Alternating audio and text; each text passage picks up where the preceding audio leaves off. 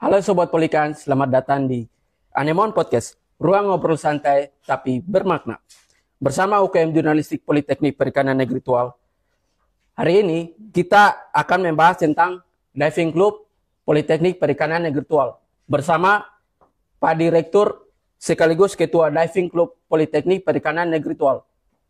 Yang bernama Bapak Yusron Ali Rahayan, SPI, MSI. Gimana Pak kabarnya Pak? Alhamdulillah baik. Cuacanya cerah ya? Ya. Jadi agak fit gitu. Oktober Metike. Ya. Oke, jadi gimana kegiatan Bapak akhir-akhir ini? Iya, kegiatan di luar rutinitas menjabat, ya hariannya mengajar. Selain ngajar, membina klub selam. Ya. Tapi sekarang sudah jadi dive center sebenarnya. Dive center PDC Dive Center Polikan. Membina SDM-nya, SDM tim pelatih, kemudian membuat kegiatan kelas pelatihan, kemudian baik di internal Polikan maupun dengan mitra di luar, kemudian menjadi konsultan aktivitas selam. Jadi memberi pendapat-pendapat selam bagi aktivitas di luar, karena ada beberapa alumni maupun beberapa pihak yang pernah dilatih di sini punya bisnis. Jadi kita support dengan selalu memberi konsultasi tentang hal-hal teknis maupun sains yang berhubungan dengan penyelaman. Nah ini nih di markas di kita nih PDC Base Point, ini namanya PDC Base Point. Ya. Ya. Jadi di balik ketua Pak Direk ini juga pernah sedikit gaul, ada nama di balik Yusron Ali Rahyan. Ya. Boleh tahu siapa nama gaulnya itu Pak? Nama saya itu punya banyak nama tergantung aktivitasnya sih sebenarnya. Jadi waktu zaman muda kalau main bola nama umum ya, dari kecil itu dipanggil Roni gitu. Tapi karena saya ada aktivitas juga dengan teman-teman bermusik, jadi sama teman-teman segrup itu biasanya dipanggil Bang Roni.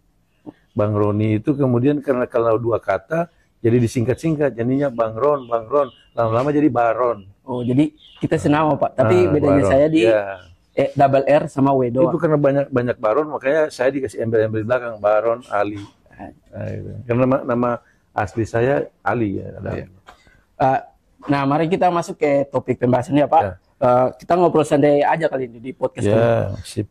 Ya, bisa diceritakan awal mulanya terbentuk PDC atau Polikan Diving Club? Ya, PDC ini sebenarnya sejak tahun 2007 itu kita pernah, waktu itu belum ada divingnya, klub divingnya, kampus punya pengadaan peralatan selam. Dan pada saat itu belum ada organisasinya dan belum ada SDM yang cukup untuk mengelolanya. Ya. Jadi peralatannya dititip di laboratorium. Kebetulan waktu itu kami masih belum punya kelayakan lisensi yang cukup untuk layak. Iya, Cukup layak. ya belum ada lisensinya. Tetapi karena alumni Fakultas Perikanan Kelautan, ya belajarnya itu. Ya. Jadi dimanfaatkan untuk aktivitas terbatas. Nah, nanti di tahun 2012, tepatnya Desember, makanya kalau di bendera PDC itu ada since 2012, sejak 2012. Ya. Nah, di bulan Desember tahun 2012, kita di SK-kan sama direktur waktu itu untuk mendirikan. Kalau boleh tahu direkturnya siapa Pak? Direktur waktu itu Dr. Egyonis Renyaan, sekaligus pembina PDC waktu itu. Oh. Kita di SK-kan untuk mendirikan Polikan Dive Club untuk mulai bagaimana mengelola SDM di Polikan untuk bisa menjadi peselam-peselam profesional. Nah, dari situlah mulai berkembang, orang mulai berlisensi, mengikuti pelatihan ke sana kemari. Waktu itu saya ingat ada instruktur senior Indonesia, namanya Bapak Insinyur Yan Manuputi. Nah, kalau di selam Indonesia itu Pak Yan Manuputi itu sudah dikenal sebagai dewa selam Indonesia itu. Nah, beliau ada di sini waktu itu memimpin WWF, jadi punya waktu luang untuk melatih kami. Nah, kemudian setelah beberapa peselam punya lisensi, kami mulai aktif kegiatan penyelaman rutin baik untuk olahraga, rekreasi maupun penelitian.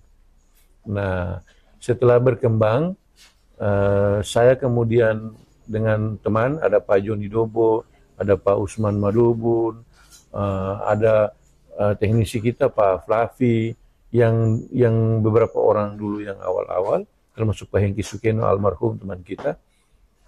Kita menggiatkan selam itu, tapi masih dalam skala terbatas, kan alatnya juga masih sedikit waktu itu. Tabungnya baru 3, terus alatnya cuma baru beberapa set. Ini termasuk alat-alat yang tua juga ini di sini. Nah, lalu berkembanglah ketika saya mulai jadi dive master bersama Pak Joni, mulai jadi instruktur, kita kaderkan yang muda-muda nih, yang teknisi-teknisi muda, mahasiswa alumni kita. Jadi mahasiswanya disuruh bisa menyelam, penelitian skripsinya kerja bawah air untuk marine biology, kemudian mereka punya kompetensi cukup. Akhirnya pada saat ini PDC itu punya kapasitas SDM yang sangat mumpuni. Saya pikir kalau dive center di Maluku, mungkin Indonesia Timur, SDM-nya paling kuat kita. Saya pikir seperti itu. Karena saat ini di PDC ada instruktur internasional B2 SIMAS, POSI, kemudian di sini dive master itu sudah kurang lebih 6 atau 7 orang. Semua jadi tim pelatih yang selain melatih selam, mereka juga menjadi tim pelatih mata kuliah renang dan selam. Karena mata kuliah renang dan selam itu di Politeknik ditetapkan sebagai mata kuliah wajib, penciri kampus dan persyarat kelulusan. Ya, apalagi tentang perikanan. Nah, jadi kita mau menunjukkan ke dunia bahwa keunggulan komparatif yang spesifik bagi mahasiswa Polikan adalah pasti bisa berenang dan jago berenang dan bisa menyelam. Jadi yang kalau nggak tahu berenang, kalau orang masuk kuliah Politeknik Perikanan Negeri Tual tidak tahu berenang, 1 semester pasti bisa jadi peselam. Dari tidak bisa berenang pasti bisa jadi peselam. Artinya progresnya langsung naik. Ya, jadi bagi sobat Polikan yang tidak tahu berenang atau belum mahir lah dalam soal menyelam, itu boleh join ke PDC Polikan. Ya, pertanyaan berikut, apa latar belakang Bapak bersedia menjadi pembina diving club? Apa motivasi gitu? Oh ya, saya itu pertama dimulai dengan hobi. Saya suka tantangan.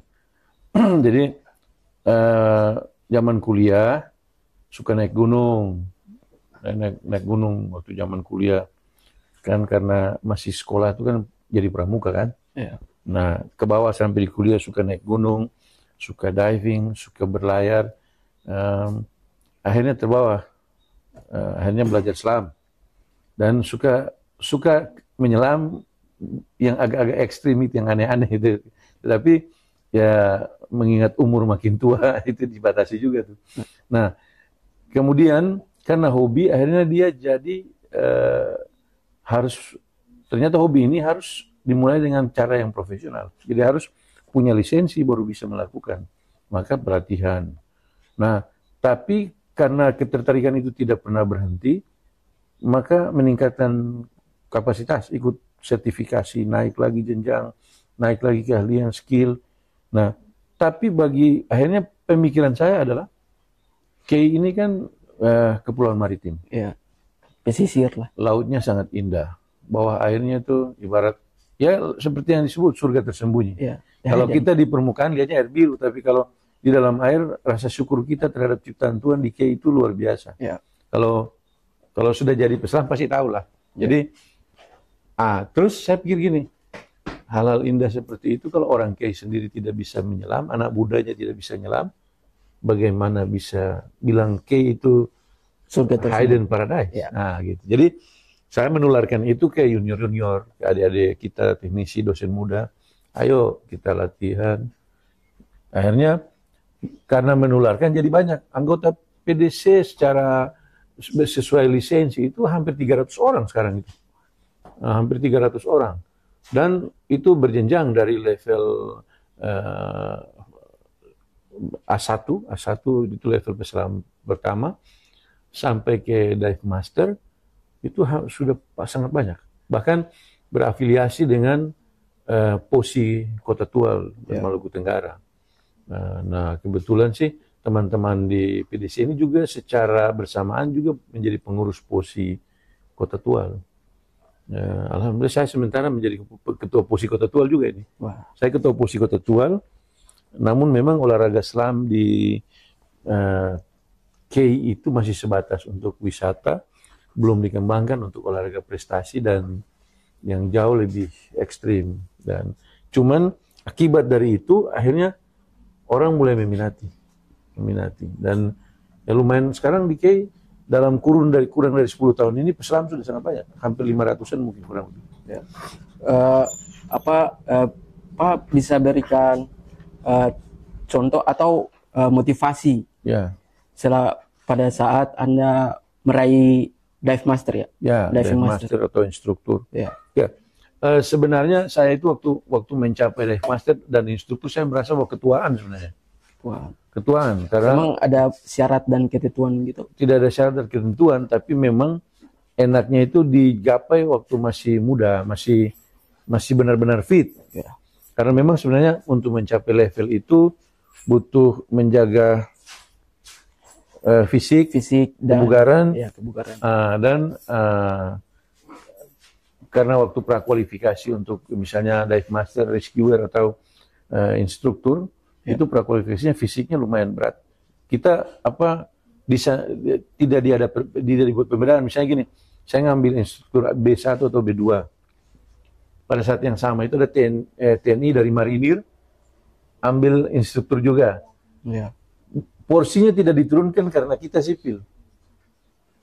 Tetap standarnya sama dan kita harus bersaing untuk bisa lolos di prakualifikasi. Jadi misalnya contoh, kalau dulu saya mau ambil B1, saya harus berenang non-stop 800 meter. Jauh banget ya? Nah, begitupun fin swimming. Artinya, pada saat itu saya usianya sudah 46, kalau saya agak 46, ya 46 atau 47 lah. Usia itu sebenarnya usia yang cukup kritis untuk olahraga yang cukup ekstrim seperti itu, cukup berat. Jadi kalau saya itu menyarankan ke adik-adik, kalau bisa sebelum mau ambil instruktur ya sebelum 40 tahun lah. Jadi fisik kebugarannya tidak masih stabil. Nah, saya dulu waktu mau ambil instruktur ya tiap sore jam pulang kampus orang mulai pulang ngajakin junior kita berenang di laut berjam-jam itu berenang untuk jaga kebugaran dan stamina karena kalau itu tidak lolos otomatis jenjang itu tidak bisa dicapai. Jadi memang itu pengalaman yang ingin saya tularkan ke mereka. Ya tentunya saya ada hal baik yang terlihat bahwa teman-teman PDC yang dulu suka merokok sangat banyak, ketika jadi peselam itu merokoknya jadi kurang semua. Jadi lebih sehat. Ya. Terus bagaimana peran PDC di lingkungan kampus, khususnya di masyarakat pesisir, apalagi di Kepulauan KEI ini kan kebanyakan pesisir laut yang begitu indah. Ya, jadi gini, kami punya moto kerja, one side, one video. Jadi kalau misalnya kita lagi, dan kita biasanya kalau ke satu spot, nyelam di situ, tidak cuma sekali itu, jadi kita bikin dive camp, datang 2 malam, 3 malam, camping di situ, diving, mengeksplor area itu, tapi pasti jadi satu video YouTube. Makanya ada YouTube PDC, namanya PDC Polikan YouTube itu, video kami itu sudah mungkin 70-an video, hanya spot-spot selam di Kepulauan KEI. Nah, termasuk materi-materi pelatihan. Seperti itu. Oke. Kegiatan rutin apa saja yang biasa dilakukan oleh diving club? Ya, saat ini kalau misalnya tidak ada aktivitas ke laut, itu rutin adalah mendampingi penanggung jawab mata kuliah renang selam di tiap prodi, melatih mahasiswa. Itu pertama, tiap hari itu hampir tiap hari.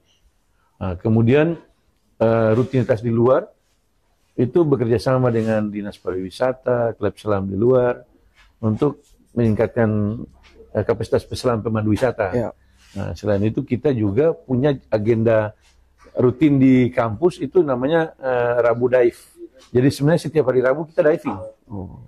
Hanya sekedar untuk merefresh skill. Oh ya, berarti besok ya. Setiap Rabu biasanya selalu diving.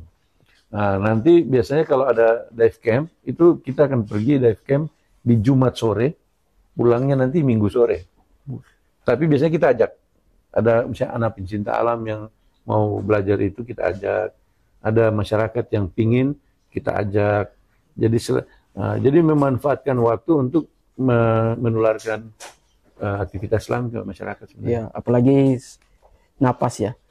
Iya, jadi memang ya alhamdulillah ya bukan karena sebenarnya tidak ada hubungannya sama merokok. Kadang-kadang Islam juga merokok gitu.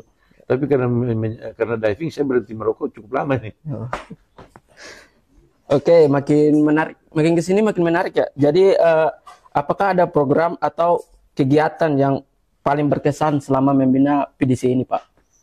Yang paling berkesan itu gini, sebenarnya saya lebih ke rasa syukur saja. Karena yang saya itu berkesannya gini, kalau ketika kita diving di area tertentu, dan kemudian ada sesuatu yang indahnya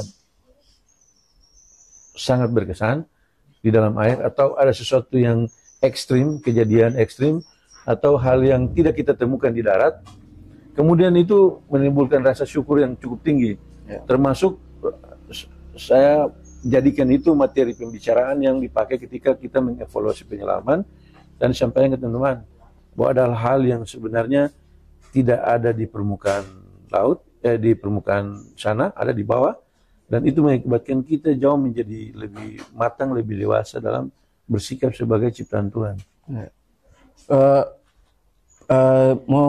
Saya kepo banget nih tentang apakah ada lulusan dari Politeknik Perikanan Negritual yang pernah masuk di PDC ini sudah mengeksplor Kepulauan K apa belum, Pak? Sudah beberapa orang.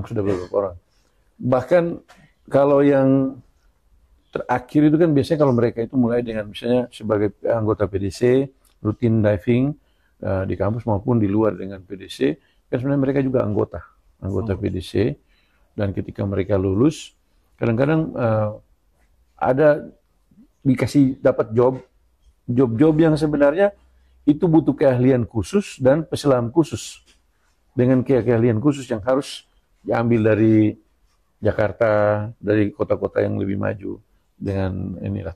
Tapi contohnya misalnya kemarin pemasangan pipa bawah air di Kota Tual. Ya. Nah, kebetulan sebenarnya proses awalnya itu melibatkan kami, tapi dalam perjalanannya dikerjakan oleh kontraktor itu biasa. Dan mereka butuh peselam, dan waktu itu kami tidak menyanggupi untuk melakukan karena kampus dalam kondisi mengerjakan hal lain. Alumni kita yang menerima job itu, dan mereka mampu melakukan itu sampai selesai dan pekerjaan itu rampung. Dan sekarang mereka buka semacam diving club dan pemanduan perjalanan wisata. Mereka explore spot-spot selam di mana-mana dan ngantar turis alumni program studi AWB. Yosua kalau salah. Yosua, terus ada Digo, terus ada Neles, ada beberapa lah. Nah, itu jadi satu tim. Tapi sebelumnya juga ada lulusan kayak yang malah berkarir di negara asalnya di Timur Leste. Jadi mimpin lembaga seperti organisasi LSM untuk bekerja membuat perlindungan alam bawah air.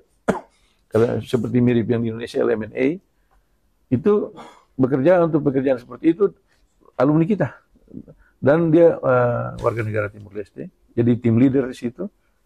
Dan untuk pekerjaan itu mereka punya penghasilan yang cukup luar biasa, dan dia sangat terkenal sekali sekarang di Timur Leste itu anaknya, beserta beberapa teman yang sama-sama waktu kuliah ke sini, terus jadi ikut selam.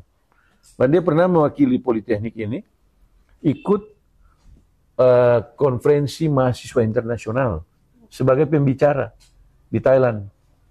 Hanya saja karena dia paspornya Timur Leste, akhirnya tidak diizinkan keluar dari Jakarta. Ya, padahal kalau bukan dari Timor Leste pasti bisa. Tapi Ya. papernya menjadi tulisan terbaik saat itu. Tapi itu walaupun dia tidak sempat ke Thailand karena paspornya Timor Leste tidak bisa mewakili mahasiswa Indonesia, tetapi apa yang dilakukan itu menunjukkan bahwa kita tidak sia-sia mendidik mahasiswa di Polikan. Ya, terus apakah PDSI pernah berkolaborasi dengan instansi di luar kampus? Ya. Ada beberapa kali, misalnya PDSI pernah membantu kantor pemerintah daerah, instansi PU, pekerjaan umum, untuk pemasangan pipa bawah laut dari Desa Ewu ke Arso. Itu penyelaman di daerah yang cukup sebenarnya tidak berbahaya karena kondisi geografisnya, tapi dia berbahaya karena perairan itu perairan yang sangat keruh, dangkal dengan arus yang sangat deras, dan pernah menjadi habitat predator buaya. Jadi, tapi itu kita sudah bekerja dengan SOP yang sangat matang. Iya. Sehingga bisa diselesaikan dalam waktu kurang lebih 4-5 hari, sejauh kurang lebih 420 meter itu panjang pemasangannya. Dan sekarang alhamdulillah airnya mengalir ke desa seberang yang semenjak Indonesia merdeka belum pernah dialiri air bersih ke sana. Berarti Itu yang menjadi kepuasan tersendiri bagi kami. Tidak masalah soal bayarannya itu. Ya, selain itu misalnya tahun 2017 kita bantu PT Pertamina untuk mengangkat dan memindahkan mooring buoy tambat labu kapalnya. Ya. Karena waktu itu jetinya sedang dikerjakan, belum bisa kering pengecoran betonnya untuk disandari kapal. Ya. Jadi mereka pingin ada tambat labu jauh. Nah, kita yang menjadi tim penyelaman bawah air untuk memasang peralatan-peralatan kerja untuk bisa mengangkat mooring buoy-nya, digeser untuk bisa tambat labu. Juga termasuk misalnya ada pekerjaan-pekerjaan lain yang kita bantu nelayan, misalnya kehilangan benda-benda pentingnya di dasar perairan yang harus diambil, kita bantu. Banyak, termasuk membantu pemerintah untuk survei-survei ekologi, survei rehabilitasi karang. Jadi lumayan banyak sih sebenarnya. Cukup banyak ya prestasi dari PDSI Polikan ini. Berikut apa motivasi Bapak dalam menempuh perjalanan hingga berhasil menjadi instruktur B2 Star International? Kira-kira gimana, Pak? Motivasi saya sederhana saja. Saya ingin anak muda pintar menyelam. Hebat skillnya.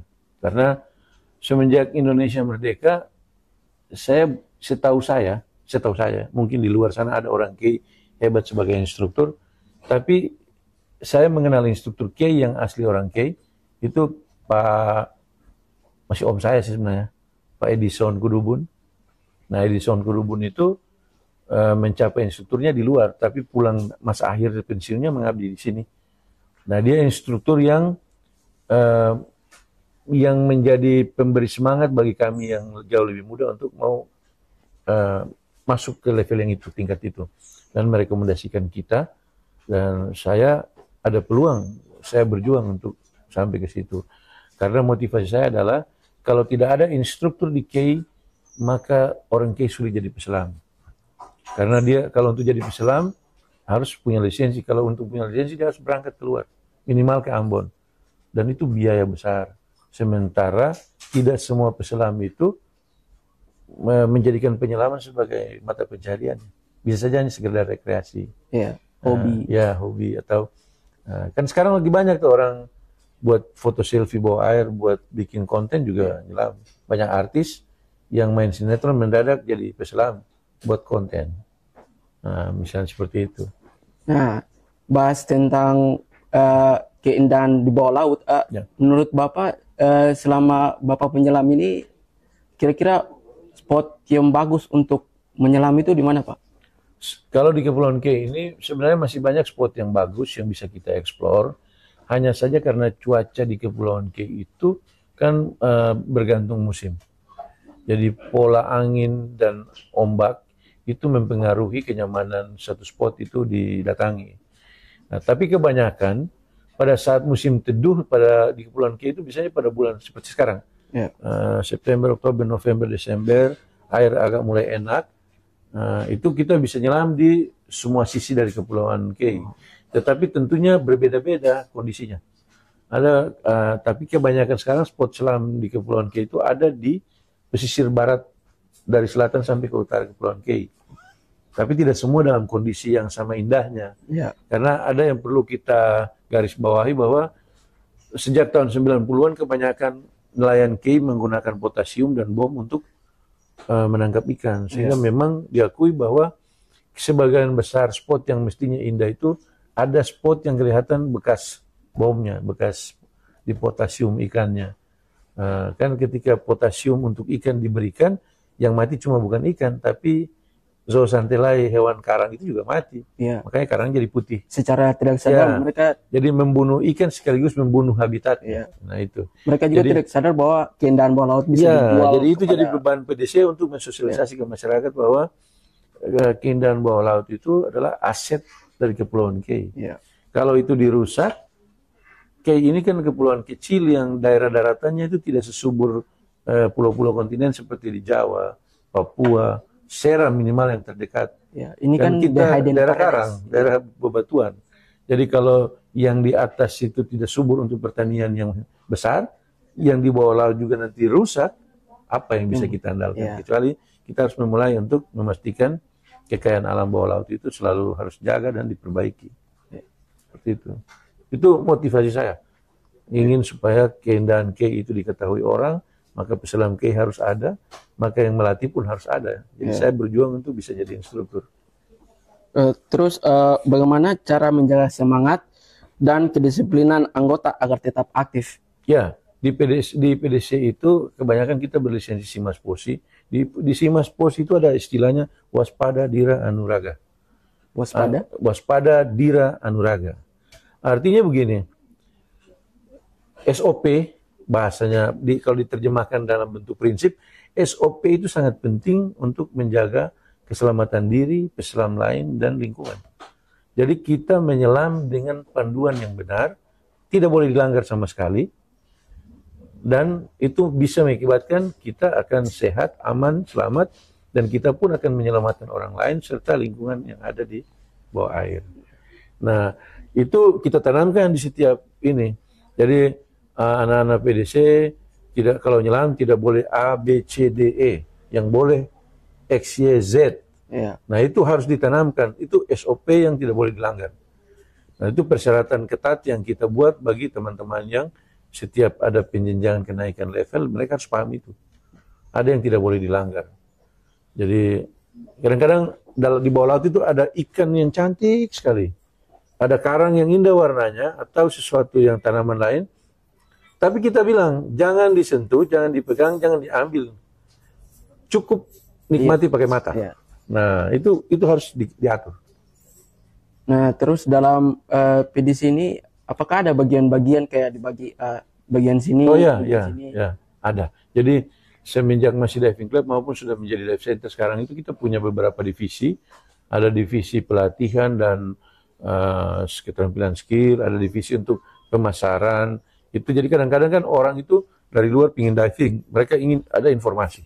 Ya. Mereka ingin tahu kalau misalnya mereka di guide atau di service apa kewajibannya. Jadi kita punya divisi yang berhubungan dengan pemasaran dan pemanduan wisata. Ada divisi lagi yang berhubungan dengan perawatan peralatan dan maintenance, perbaikan. Ada divisi lagi yang berhubungan dengan pelatihan rutin internal reguler, misalnya dalam institusi kampus. Jadi itu sudah dipimpin langsung oleh setiap dive master yang ada di tim PDC. Jadi setiap dive master maupun rescuer wajib mengelola divisi-divisi itu untuk mengarah ke ini. Nah, untuk sementara memang saya masih ketua PDC. Ya, saya berharap adik-adik ini punya, kalau dari segi kepangkatan selam mereka sudah tinggi. Tapi kemapanan kedewasaan peselam untuk memimpin itu harus menjadi panutan. Jadi kalau mereka sudah bisa jadi panutan, mungkin saya harus melepaskan tongkat estafet untuk dipimpin oleh junior. Tapi mesti saya harus disiapkan dulu. Ya, harus disiapkan. Nah, karena menjadi peselam yang memimpin peselam muda itu harus kita contohkan dalam bentuk karakter, membangun kapasitasnya, membangun attitude-nya. Ya. Jadi sehingga mereka tidak sekedar bisa menyelam, terus seperti balapan liar di bawah air, tapi bagaimana menyelam untuk kelestarian alam, lingkungan, dan manusia. Gitu. Nah Pak, saya kepo banget tentang pemanduan wisata pemanduan dalam bawah laut. Ya, itu ada standarnya. Ada standarnya. Jadi kalau biasanya kalau di standar kerja yang ditetapkan Kementerian Pariwisata pun Naker, Kementerian Tenaga Kerja, itu hanya berbasis pada peselam yang sudah advance dan punya lisensi pemandu wisata misalnya. Ya. Tapi ternyata peselam pemandu wisata itu kan bertugas menjaga, mengawal, mengamankan dan memastikan keamanan turis yang dipandu. Itu kemampuan itu ada di level berikutnya, di rescuer diver. Maka kalau di kami menerapkan bahwa pemandu wisata wajib diver rescue. Artinya dia tidak menyelam untuk diri sendiri, tapi dia diver rescue itu menyelam untuk orang lain, ya, menjaga dan memastikan keselamatan orang lain. Sehingga dan dia pun bisa mengetahui skill tentang menjaga dirinya sendiri, keselamatan diri. Karena kalau hanya sekedar advance diver yang memandu selam, pasti punya kekurangan. Dia akan menyelam masih untuk dirinya, bukan untuk dengan orang lain. Tapi kalau rescuer, dia pasti bisa menyelam untuk orang lain. Ya, namanya pemimpin ya. Ya, jadi dia bisa mengamankan orang lain. Sehingga standar di kita itu, kalau orang mau jadi pemandu selam, kami sarankan harus masuk sampai A3, 3 star, atau bintang 3 istilahnya, atau advance rescue diver. Jadi, tapi itu butuh waktu dari jenjang A1 untuk ke A2 minimal log dive-nya harus minimal 25 kali. 20 mau naik ke A3 minimal 25 kali dan dilatih kecakapan khusus. Ya itu memang harus ada proses. Kalau A1, A2 nih gimana menyelamnya sampai berapa kali Pak? Kalau orang A1 itu kan peselam fun dive, peselam rekreasi. Ya. Nah, mereka dilatih untuk bisa menyelam dengan skill dasar. Kemudian mereka harus punya jam selam yang minimal 20 sampai 25 kali. Tapi itu kalau 20 kan kita hitung dengan jam selamnya juga tuh. Ya. Kalau 25 kali artinya sebanyak itu, tapi berlatih untuk skill advance diver. Advance diver itu skill tentang bagaimana bernavigasi di bawah air, terus bagaimana selam di malam hari, terus selam di kedalaman yang jauh lebih ekstrim, yang lebih dari 18 meter. Nah itu masuk di kategori advance diver. Dan advance diver juga peselam yang bisa mengerjakan pekerjaan bawah air tertentu, tapi masih terbatas. Nah itu jenjangnya ke rescue diver adalah peselam yang bisa melakukan SAR. SAR yang SAR dalam 2 kategori, search and recovery dan search and rescue. Jadi search and rescue itu menolong seseorang atau sesuatu yang punya potensi diselamatkan dan hidup. Kalau recovery itu mencari sesuatu yang mungkin benda mati atau mengamankan, mengambil, ya bisa seperti contohnya teman-teman kita pernah beberapa kali menjadi SAR ketika ada orang tenggelam di laut, kita SAR. Ada orang kasus pembunuhan yang dibawa oleh polisi, kemudian minta tolong kita untuk ikut membantu polisi mencarikan barang bukti dan hal-hal tertentu yang ada di laut, ya kita bantu. Itu. Terus menyelam ini kira-kira rekor tertinggi Bapak selama menyelam itu berapa meter Pak? Kalau meter sebenarnya manusia itu secara aturan kesehatan maupun aturan penyelaman diwajibkan dibatasi menyelam hingga maksimal 40 meter. Ya. Tetapi kadang ada penyelaman-penyelaman khusus untuk kepentingan pekerjaan tertentu yang hanya boleh dilakukan dengan SOP penyelaman khusus. Dan itu hanya dilakukan secara profesional dengan level penyelaman yang minimal itu A3, A4, instruktur. Dan kalau soal kedalaman, terakhir pekerjaan kami, bukan saya sendiri sih, dengan tim. Ya. Kami SAR terhadap barang-barang milik nelayan, itu sekitar hampir 60 meteran. Hampir 60 meteran, dan kita bikin SOP penyelaman khusus. dan lumayan ya bagi peselam pemula pasti sangat menegangkan. Tapi dinikmati teman-teman peselam PDC rata-rata mereka ya agak gila sih yang suka menyelam yang kayak gitu. yang aneh-aneh. Ya. Terus Bapak ini pasti ada idaman lah, kayak contohnya saya suka sepak bola, pasti saya suka sepak bola karena ada pemain ini. Kalau Bapak penyelam siapa yang Bapak idamankan? Di peselam itu sebenarnya susah mengidolakan orang. Ya. Karena peselam paling tinggi level lisensinya pun akan melakukan SOP yang sama dengan peselam pemula. Karena di dalam laut tidak ada tawar-menawar risiko dan SOP. SOP pasti standar sama, risikonya pasti standar sama. Artinya begini, kalau seorang instruktur menyelam bersama seorang junior A1, dia akan menyelam misalnya ke kedalaman 20 meter, dia akan mengalami tekanan yang sama, wajib melakukan SOP yang sama, dan wajib saling membantu atau saling rescue atau saling menjaga sebagai body dengan kondisi yang sama. Bedanya, skill yang si instruktur pasti jauh lebih tinggi, yang A1 jauh lebih rendah. Sehingga kadang-kadang kalau kita mau mengidolakan seseorang, mungkin agak susah bilang kita mengidolakan peselam siapa, tapi setiap peselam senior itu menjadi panutan bagi peselam junior. Jadi saya misalnya menjadikan kalau di Indonesia ya, saya kalau di luar negeri kan banyak sekali tuh. Iya, banyak. Nah, kalau di Indonesia tuh saya menjadikan semua instruktur B3 POSI yang kita sebut dengan wali songonya Dewa Selam Indonesia. Iya. Salah satunya Pak Yan Manuputi. Itu sebagai panutan kita, termasuk Om Edi sebagai yang paling senior. Om Edi Kudubun itu kita jadikan sebagai panutan. Mereka punya pengalaman yang sangat banyak dan berharga yang biasanya ditularkan ke kita. Tempat kita bertanya dan selalu memotivasi kita. Jadi bukan mengidolakan, tapi menjadikan dia sebagai panutan peselam. Ya, panutan. Peselam junior. Karena dari muda mereka menyelam sampai tua pensiun dalam keadaan sehat walafiat. Tidak sakit karena menyelam. Ya.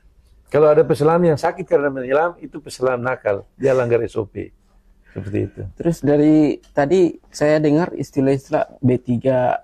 Ya, itu lihat tingkatan level instruktur. Jadi B1 internasional itu instruktur yang boleh melatih dan melisensi peselam dengan level A1 dan A2.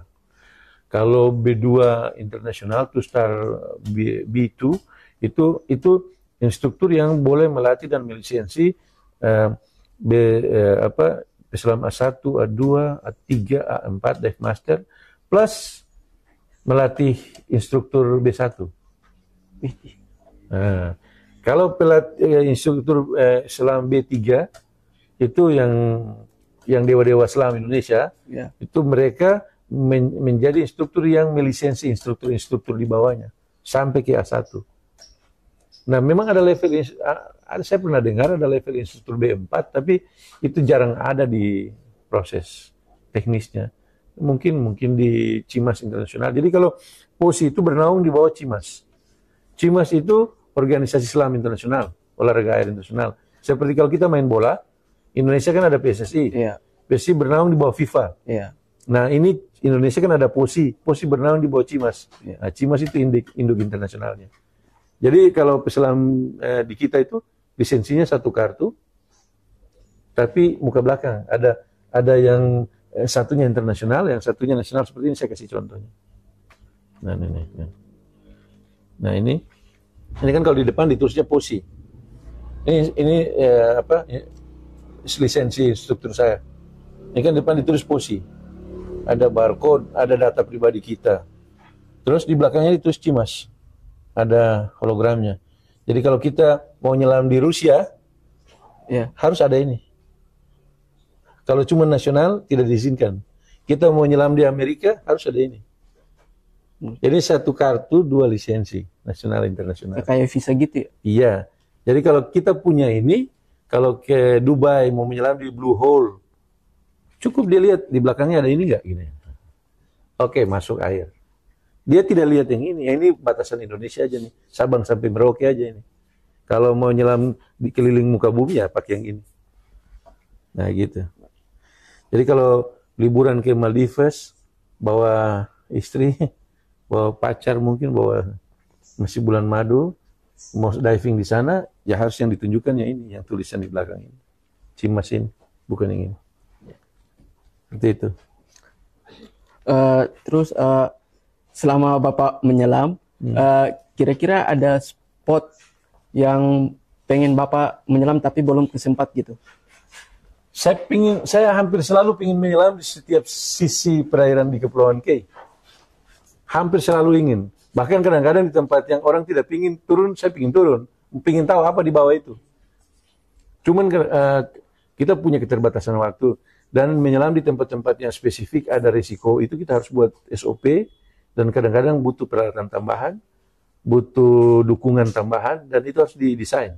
Dibuat perencanaan yang matang supaya tidak ada risikonya. Meminimalisir, menghilangkan risiko sebelum melakukan. Jadi menyelam itu harus merencanakan, menangani risikonya sebelum melakukan. Iya. Jangan menunggu terjadi sesuatu baru mengantisipasi, tidak. Kita harus merencanakan dan menganalisis risiko, kemudian ditangani sebelum melakukan. Tapi perairan Kei indah-indah. Kalau saya pernah menyelam jauh-jauh, bisa ke Tayando, ke Tam, itu lautnya seperti akuarium. Kita dengan ikan kalau jaraknya 10 meter, masih bisa lihat bola matanya. Jernih sekali. Ya. Nah, Pak, kita sudah di penghujung acara. Sekarang, apa kesan dan pesan Bapak kepada mahasiswa atau mahasiswi yang ingin bergabung di PDC, khususnya pada saat menyelam, kayak apa yang harus dijaga dalam pada saat di dasar laut, di bawah laut gitu? Yang pertama, kalau soal personality, pertama, memang orang harus menjaga kesehatan. Penyelaman itu fisik nomor 1. Kalau fisiknya tidak sehat atau tidak bugar, ia harus dihindari risikonya. Atau minimal ada izin dokter untuk penyakit tertentu yang tidak boleh kena tekanan atau ada kepanikan. Misalnya orang punya risiko jantung, jangan panik kan? Ya, apalagi udah di kedalaman. Ya, jadi kan kalau di bawah kita saat panik karena sebuah kejadian, terus risikonya tinggi, risikonya sangat bahaya. Ya. Bisa kemudian, ya sehingga secara personality orang harus sehat, rohani jasmani, terus punya motivasi yang kuat untuk melakukan itu. Karena orang penakut pun kalau dilatih bisa jadi berani. Tapi kalau orang berani tapi motivasinya berbeda, itu jadi kacau. Motivasi yang benar dan kuat. Motivasinya agak ragu-ragu. Ya, gitu, berarti. Kemudian jangan menjadikan selam hanya sekedar buat orang istilahnya gagah-gagahan. Ya. Tapi selam itu pamer gitu. Iya, jangan pamer. Itu bahaya. Jadi kita harus jadikan selam sebagai kalau olahraga ya olahraga, hobi, untuk rekreasi ya hobi, untuk pekerjaan ya pekerjaan. Jadi tapi intinya untuk semua itu tetap dengan SOP yang sama. Ya. Kemudian mumpung ada PDC di Kei, maka orang Kei mestinya bisa menyelam. Ya. Datang ke sini gitu. Kita bisa bantu. Mumpung ada PDC dan selam di laboratorium ini dan di kampus, ya mestinya mahasiswa kampus ini bisa diving. Karena kapan lagi kalau lulus, tiba-tiba baru menyadari ingin jadi peselam, telat. Biaya selam cukup mahal. Kalau ikut pelatihan di luar bayar cash dan harus 1 kali. Di sini mahasiswa bisa cicil dari masuk sampai lulus 4 tahun.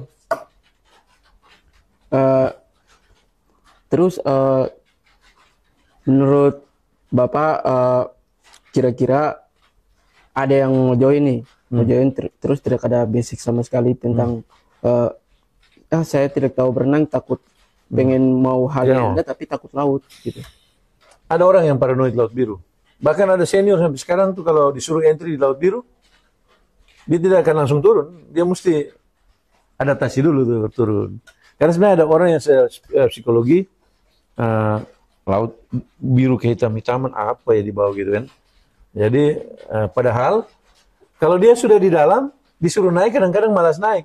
Dia hanya mau naik karena kehabisan udara. Percaya saya, orang kalau sudah kecanduan nyelam, dia mau naik hanya karena kehabisan udara. Kalau udaranya tuh masih bisa 3 hari di bawah, dia akan tinggal 3 hari di bawah. Jadi hanya karena kehabisan udara, orang itu terpaksa harus naik. Iya. Tetapi kalau orang bisa tinggal 3 hari di bawah, dia akan tinggal 3 hari untuk menikmati hidup di bawah itu. Jadi memang ia harus pertama dari hati, punya motivasi, mau tertib dengan aturan, SOP, menjaga kesehatan, dan itu penting untuk seorang yang mau menyelam. Soal belum bisa dilatih. Karena kami punya pengalaman melatih orang yang tidak bisa berenang sampai jadi peselam. Hanya dalam waktu pelatihan itu kurang dari 3 hari di kolam. Sesudah itu langsung masuk air laut. Ada orang matanya minus, menyelamnya tidak bisa melihat. Kita bisa pandu sampai bisa jadi peselam. Dan itu bisa dilakukan selagi motivasinya kuat untuk bisa. Itu yang kita tanamkan di peselam. Oke, baik Pak, kita closing dulu. Ya.